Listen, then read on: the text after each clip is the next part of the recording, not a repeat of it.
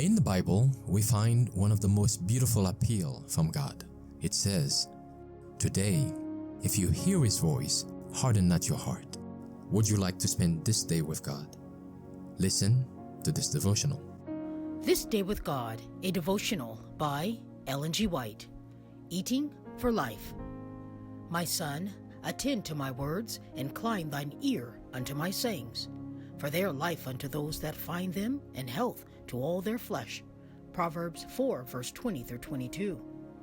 Erroneous opinions arrived at because of faulty education in the home have been handed down by children to children's children, and habits of indulgence have been fostered, which have resulted in ruined health to thousands. Our sanitariums are to be places where correct education can be given to many on matters that pertain to life and health.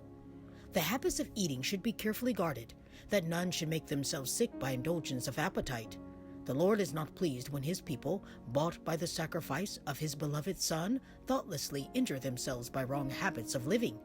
As we pass through this world, we should seek to instruct all who will be taught how to avoid and how to overcome self-indulgent practices.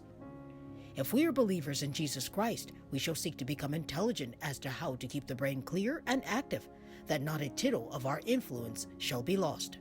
We should seek to become laborers together with God by keeping the system in such a condition that it can render perfect service.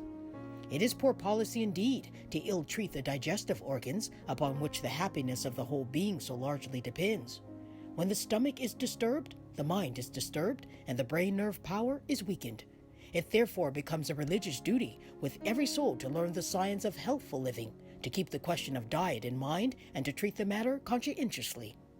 The Apostle Paul declares to us that we are not our own, that we are bought with a price. If we truly love the one who gave his life for us, we shall feel under solemn obligation to avoid disease.